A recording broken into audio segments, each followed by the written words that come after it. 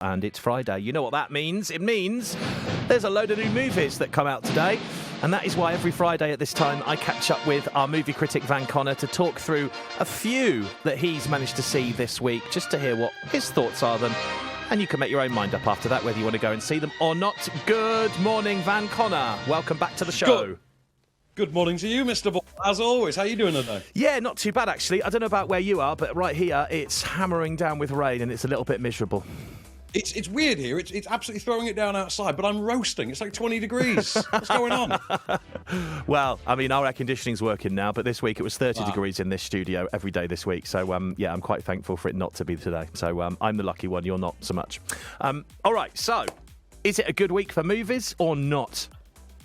So. I'm just going to say so off the bat. We'll start with the chaff and then get to the wheat, shall we? Okay. Away first, because guess what? There's a new DC movie out. Because, they've got a really great track record, as we've established over the last decade. And, well, I mean, we're only 3 months past the worst tentpole of this year, which was, of course, The Flash. Yeah. So, I mean, they can at least take comfort in knowing that this one is not going to be the worst one they're putting out this year. So that's some comfort. So, Blue Beetle is upon us, directed by Charm City Kings Helmer Manuel Soto. It stars Zolo Maridueña, who most people, I think, will know as Miguel from Cobra Kai on Netflix. Do you watch Cobra Kai? You must be a Karate Kid fan, I'm sure. Yeah, I did start watching it. Yeah, I know exactly who you mean. I never finished it, though, to be honest. I probably should go back to that. Oh, you must. It's a great show. Absolutely brilliant. Can't wait for the final season. I'm Team Johnny all the way. Anyway, so we've got the star of Cobra Kai is now getting his big screen outing, and it's a lower tier DC hero. This is the second iteration of the character, so rather akin to what Marvel did with Ant-Man, where we don't get the original Ant-Man. He's sort of the mentor figure in that case. In this case, the original one is sort of dead off screen before the movie even begins. Young Latino boy returns home from college to Palmera City, ostensibly the DC version of Miami, where he finds himself struggling with the local economy, has to find a job to make ends meet for his family, becomes a cleaner for a tech empress played by Susan Sarandon, Oscar winner Susan Sarandon, in the worst performance of her entire career, which spans 50 years. I mean, Rocky Horror's 50 years this year, so she's been acting for at least 5 decades. This is the worst performance of her entire career, being the villain in this. And from her, he basically acquires an alien scarab insect beetle made of metal and blue jade that grafts itself to his back, wraps itself around him with nanotechnology, and basically gives him Iron Man / Spider-Man powers, unless it calls for a bit of Superman.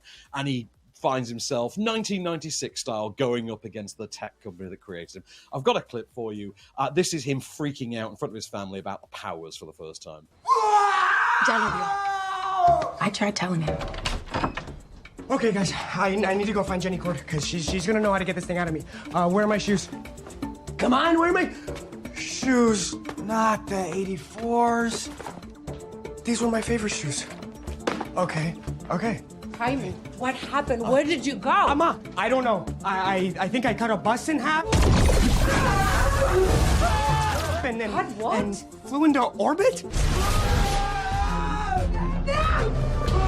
Flew into orbit? Papa, I don't know. That's why I need to find Jenny. I am calling the police.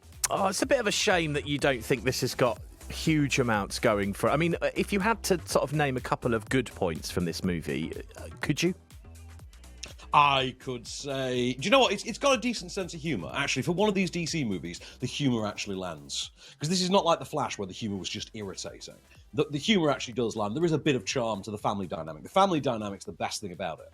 And it does allow George Lopez to absolutely steal this as the sort of conspiracy theorist uncle who naturally is right about absolutely everything.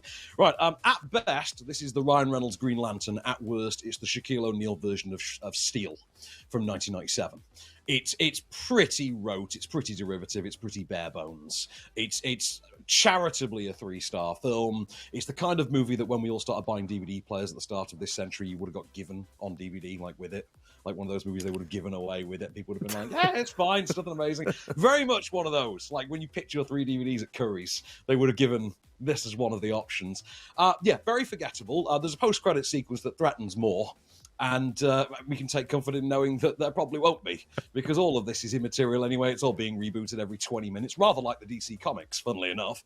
And yeah, I came away from this thinking I'd squash this Beetle. Not really worth my time or effort. I'm going to take a nap, wake me up when James Gunn reboots Superman. If someone hasn't seen the first Blue Beetle, could you dive into this as a standalone movie if you just wanted to sit back, let something wash over you over the weekend one afternoon? Well, that's it. It's not even a sequel. Like, there's no previous for this. The only iteration of Blue Beetle I think that's really existed. He appeared in an episode of Smallville 10 years ago, and I think he's in a couple of the cartoons. But in terms of like cinema screens, this is our first introduction to the Blue Beetle. And rather than take it down the sort of Mask of Zorro route, which it would have been served better by, actually, they've just gone for this, it sort of happened before. It doesn't make a whole heap of sense. They don't really flesh it out as to what the previous legacy of this was. And mostly you come away thinking, good God, the kid from Cobra Kai deserves so much better than this. Okay, well, if you want to make your own mind up, Blue Beetle is in cinemas from today if you want to go and see it. Now, I'm really looking forward to talking about this next one, Strays. Yeah. It looks incredible. Yes, so new movie written by and directed by Josh Greenbaum, who gave us Barb and Stargo de Vista Del Mar. Basically a live-action CG animated talking dog movie. So I think Homeward Bound, but like CG-enhanced animals where they talk like Babe the Gallant Pig, like the mouths move like Babe. Yeah. Only they are voiced by Will Ferrell, Jamie Foxx, Isla Fisher, and Randall Park. So naturally, this is a hard R-rated, quite crude, quite offensive, filthy-mouthed dog adventure. And it's about a young dog named Reggie, voiced by Will Ferrell, who's just going for that wonderful childish naivete kind of shtick that he brings to like Elf and things like that.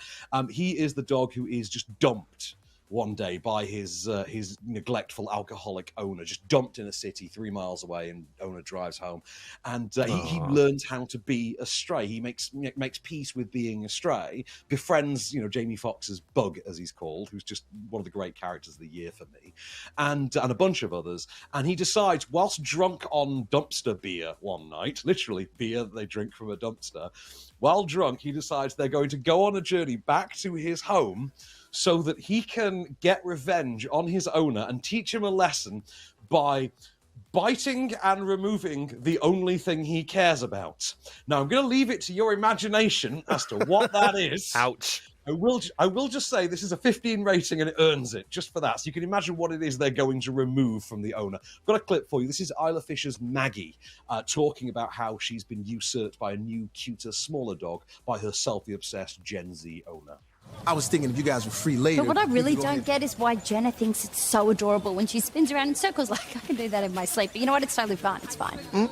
But you know what? It doesn't get to me so much anymore. I'm fine. I'm not jealous or worried or angry or depressed or confused or fuming or unhinged at all. Yeah, you seem totally fine. And now that Jenna's spending so much time with Bella, it's given me a chance to do a little self-care. Like, I've been going into the digging. I really like the feeling of the soil under my nails. I'm just like out in the fresh air again. I'm just really connecting to the land. You know, I'm learning I love digging. I love digging. I love it. I love to dig.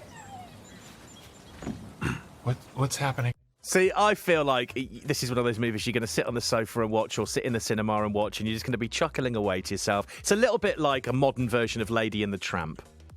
Oh, I'm absolutely going with Homeward Bound. Homeward Bound is absolutely my thing for this. But like say the R-rated answer to that, really funny. It does have that thing where the best gags are in the trailer, but there's enough that's being held back. There's a couple of great little gags, particularly involving Randall Park's character of, I think his name's Hunter, that they couldn't put in a trailer for somewhat glaringly obvious reasons when you see the movie. There's a whole subtext about toxic relationships and escaping an abusive dynamic and things like that I thought was really well handled and was very much a cut above what this movie called for. Like, very, very much. There's a level of nuance to this that Ted didn't have, and Ted is the obvious comparison point for this. But if you're going down that route with it, this is closer to Ted 2 in terms of quality than it is Ted 1. It's not quite got the smarts and the sharpness of Ted 1, but it's kind of about as good as Ted 2, but with some added depth and meaning. Having said that, Will Ferrell and Jamie Foxx are an entertaining duo, even in voice form. There's a great cameo for Dennis Quaid, which they don't mention is presumably because of his involvement with the A Dog's Purpose franchise or A Dog's Life, all that stuff. And it does feature, for my money, the second best use of Miley Cyrus in the history of cinema. And if you've ever seen the movie The Night Before with Seth Rogen and Anthony Mackie and Joseph Gordon-Levitt, you'll know exactly what context I'm saying that in. But I thought this is a solid 3.5-star time with some 4-star laughs and some 4-star fun in it. Good fun. Go and see this. It's out this weekend. It's called Strays. I heartily recommend it. Oh, amazing. Yeah, no, I cannot wait to see it. I've seen the trailer and it does look like a lot of fun. Now, next week, what have we got to talk about on Friday? What's out that we should be getting excited about, if anything?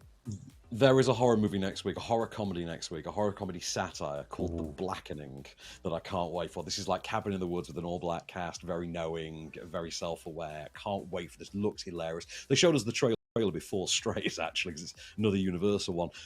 I think this is going to turn out to be a banger. I've got a sneaking suspicion. All right, well, we'll find out what you think of it because you'll watch it in between now and then, and we'll chat about it on Friday next week. Have a good weekend, Van. Thanks for coming on. Till the next time, good sir. Thank you, Van. Right then, I'm going to look at the roads for you in just a second. Stay there.